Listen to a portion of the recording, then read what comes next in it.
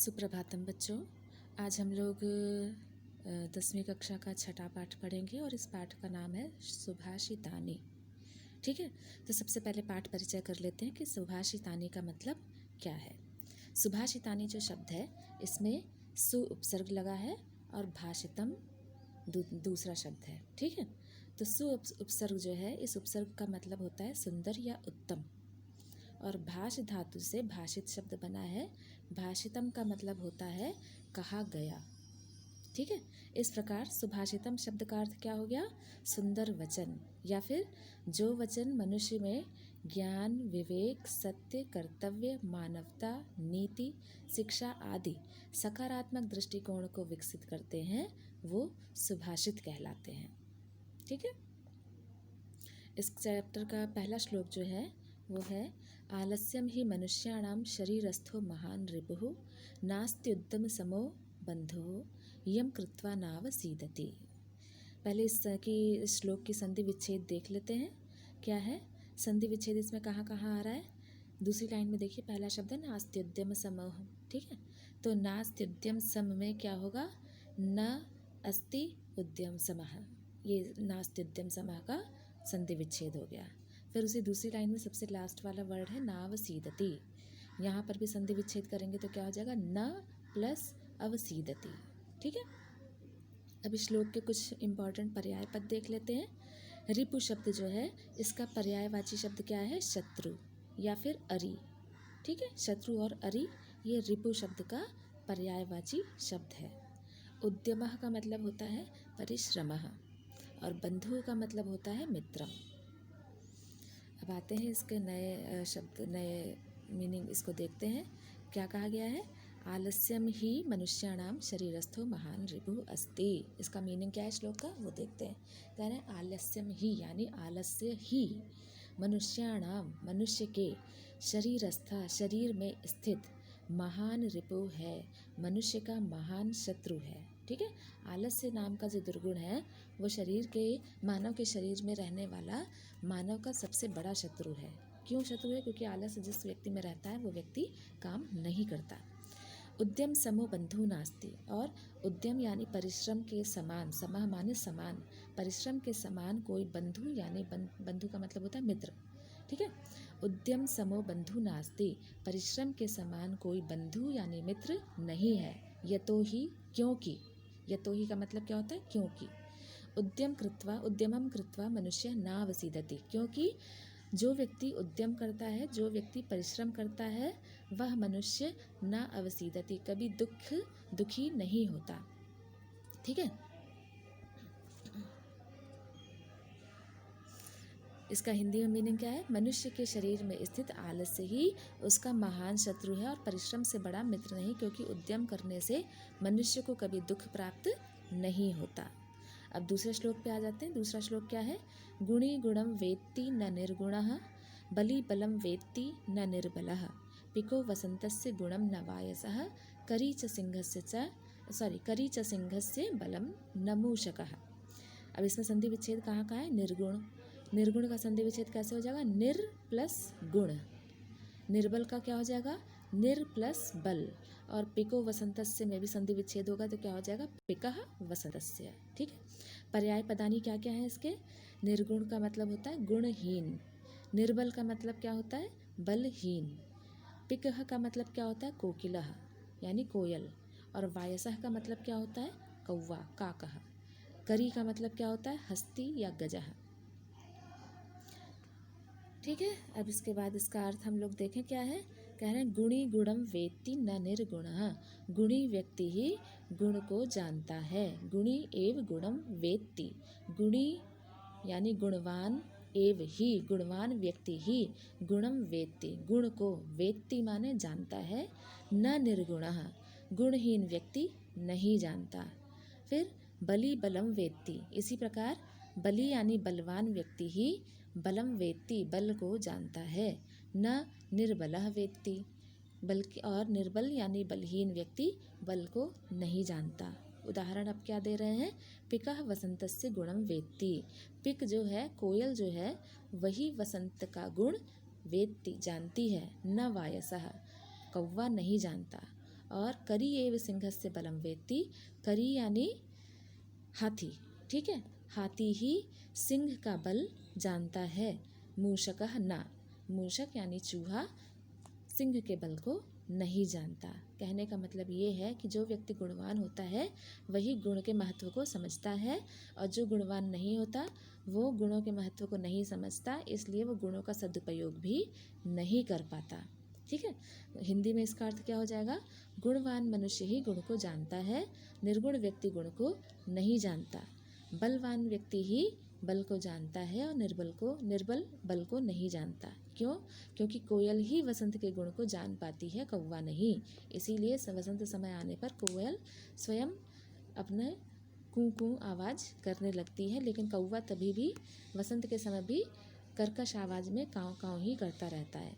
और हाथी ही शेर का बल जानता है, चूहा नहीं। जंगल में रहने वाला हाथी ही शेर के बल के जानता है अच्छी प्रकार से, इसीलिए हाथी शेर से लड़ जाता है, चूहा नहीं। ठीक है, तीसरा श्लोक क्या है?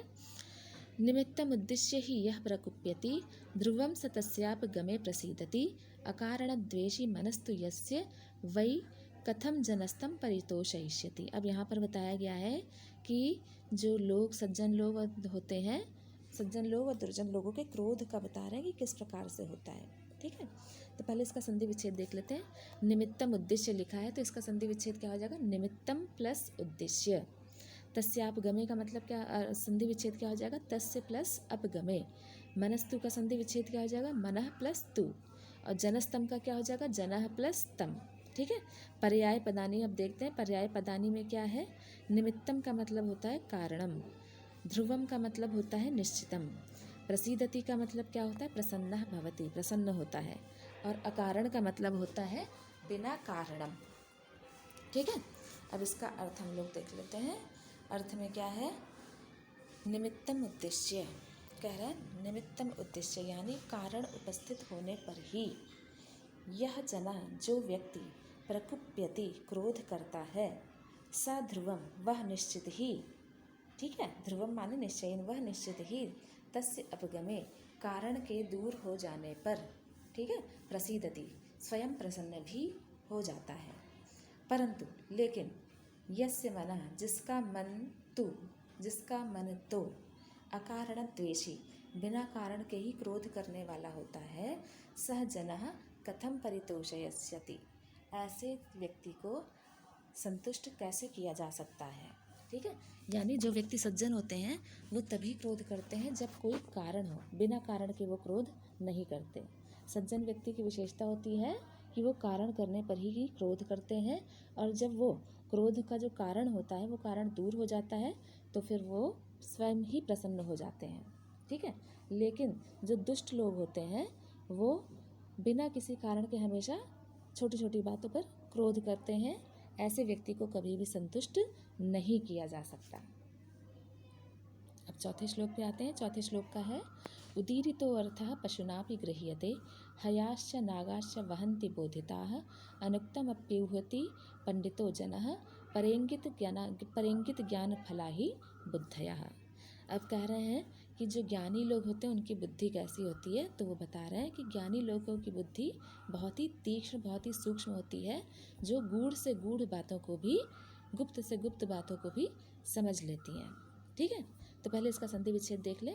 संधि विच्छेद पहले में क्या है? उदीरितो अर्थः, इसका संधि विच्छेद क्या हो जाएगा? उदीरितः प्लस अर्थः। पशुनापि का संधि विच्छेद क्या हो जाएगा? पशुना प्लस अपि। हयाश्च का संधि विच्छेद क्या हो जाएगा? हयाः प्लस च। नागाश्च का संधि विच्छेद क्या हो जाएगा? नागाः प्लस च। अनुक्तम अप्युहति में क्या हो जाएगा? अनुक्तम प्लस अपि प्लस ऊहति। और पंडितो जनः का संधि विच्छेद क्या हो जाएगा? पंडितः प्लस जनः। अब पर्याय पदानी में आ जाए। पर्याय पदानी में क्या कहा गया है? उदीरितः अर्थः। उदीरितः का मतलब क्या होता है? कथितः यानी कहा गया। हयाः का मतलब क्या होता है? अश्वाः। ठीक है, हय कहते हैं अश्वों को, अश्व माने घोड़ा। नागाह का मतलब क्या होता है? हस्ती। नाग हस्ती यानी हाथी को भी कहते हैं। बोधिता का मतलब होता है प्रशिक्षिता। ठीक, बोधित का मतलब होता है प्रशिक्षण देना, सिखाना। ऊहति का मतलब होता है जानाति। पंडितः का मतलब क्या होता है? ज्ञानी। तो अब इसका अर्थ समझ लेते हैं कि उदीरित अर्थः पशुना भी गृह्यते। जब हम किसी पशु को सिखाते हैं तो बोला गया अर्थ पशु भी समझ लेते हैं। जब हम पशुओं को ट्रेंड करते हैं, डॉग वगैरह को ट्रेंड करते हैं, तो हमारे कहने मात्र से ही समझ जाते हैं कि हम क्या कह रहे हैं। हयाश्च नागाश्च बोधिता वहंती, और हय यानी घोड़े हो या फिर नागा या हाथी हो, घोड़े और हाथी भी बोधिता ट्रेनिंग देने पर, प्रशिक्षित होने पर, वहंती हमारी आज्ञा का वहन करते हैं। हम जो जो कहते हैं उसको मान लेते हैं। ठीक है।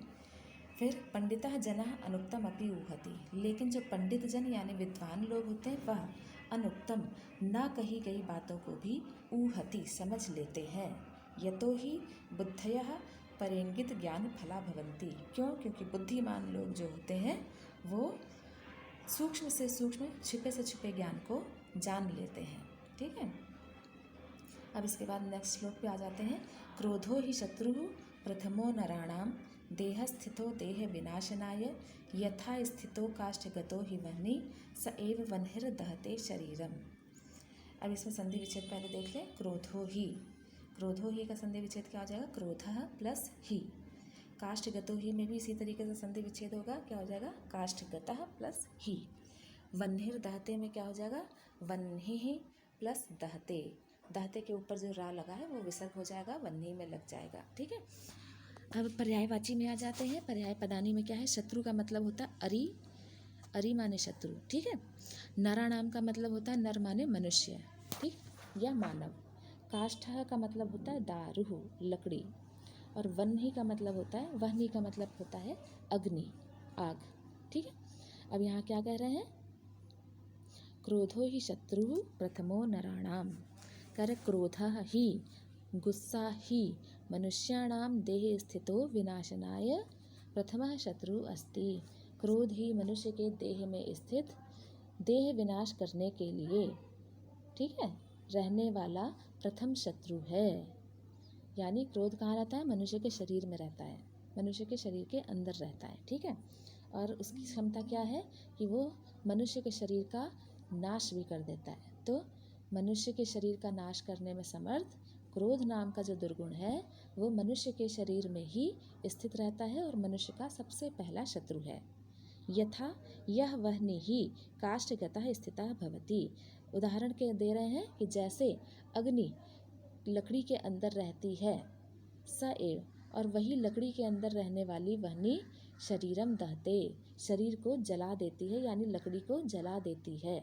ठीक उसी प्रकार से जिस प्रकार अग्नि लकड़ी में रहती है और लकड़ी में रहते हुए ही जरा सी कहीं से माचिस लगती है तो वो लकड़ी जल जाती है। काष्ठ के अंदर लकड़ी के अंदर रहने वाली अग्नि ही लकड़ी को जला देती है। ठीक उसी प्रकार से क्रोध भी मनुष्य के शरीर में रहता है और कारण उपस्थित होने पर वह मनुष्य के शरीर को अंदर ही अंदर सूक्ष्म रूप से नष्ट कर देता है। अब नेक्स्ट श्लोक पे आ जाते हैं। छठा श्लोक है। मृगाः मृगैः संगम अनुव्रजन्ति गावश्च गोभिः तुरगास्तुरंगैः मूर्खाश्च मूर्खैः सुधिभिः सुधीयः समानशील व्यसनेषु सख्यम। अब कह रहा कि मित्रता कैसे होती है? कह रहे मित्रता ऐसे ही नहीं हो जाती। मित्रता के लिए क्या होना चाहिए? समान गुण व्यवहार मिलने चाहिए। ठीक है। तो सबसे पहले इसका संधि विच्छेद देखते हैं। संगम अनुव्रजन्ति, संगम अनुव्रजन्ति का संधि विच्छेद क्या हो जाएगा? संगम प्लस अनुव्रजन्ति। गावश्य का संधि विच्छेद क्या हो जाएगा? गावः प्लस च। तुरगास तुरंगई का क्या हो जाएगा? तुरगाह प्लस तुरगई। और मूर्खाश्च का संधि विच्छेद क्या हो जाएगा? मूर्खाह प्लस च। ठीक है। अब आ जाते हैं पर्याय पदानी पे। पर्याय पदानी में तुरगाह का हो गया अश्वाह, मूर्खाह का हो गया अर्थ जड़ बुद्धि, सुधी का हो गया विद्वान और सख्यम का हो गया मैत्री। ठीक है। अब इसके बाद श्लोक का अर्थ पे आ जाते हैं। मृगाह मृगैः संगम अनुव्रजन्ति। मृग जो है वो मृग के साथ ही संगति करते हैं, यानी उन्हीं के साथ रहते हैं। ठीक है। मृग कहते हैं हिरण को। तो कह रहे हिरण जो है वो हिरणों के साथ ही रहते हैं, शेर के साथ नहीं रहते या किसी और जानवर के साथ नहीं रहते। वो हिरण के साथ ही रहता है। ठीक है। गावश्च गोभी संगम अनुव्रजन्ति। और जो गायें हैं वो भी गोभी, गायों के साथ ही, गायों के झुंड में ही इधर उधर जाती हैं। तुरगाह तुरगई तुरंगई संगम अनुव्रजंती। इसी प्रकार से जो घोड़े हैं वो भी तुरंगई है संगमम, तुरंगई यानी घोड़ों के साथ ही अनुव्रजंती जाते हैं, घोड़ों के समूह में ही रहते हैं। मूर्खा मूर्खई सह, ठीक है। इसी प्रकार से जो मूर्ख होते हैं वो मूर्खों के साथ ही रहते हैं। क्यों? क्योंकि उनकी बुद्धि जैसी होती है वो वैसी बुद्धि के लोगों के साथ संगति करना पसंद करते हैं। और सुधिया जो बुद्धिमान लोग होते हैं वो भी बुद्धिमान लोगों के साथ संगम अनुव्रजंती, यानी वो भी बुद्धिमान व्यक्ति बुद्धिमान लोगों के साथ ही संग करना पसंद करता है। क्यों? ऐसा क्यों होता है? तो कह रहे हैं जो सख्य होता है, जो मित्रता है, वह समान शील व्यसनेषु भवति। ऐसा इसीलिए होता है कि मित्रता समान व्यवहार और चरित्र के लोगों में ही हो सकती है। विपरीत व्यवहार वाले लोगों में कभी भी मित्रता नहीं हो सकती। शेर के साथ हाथी की कभी दोस्ती नहीं हो सकती।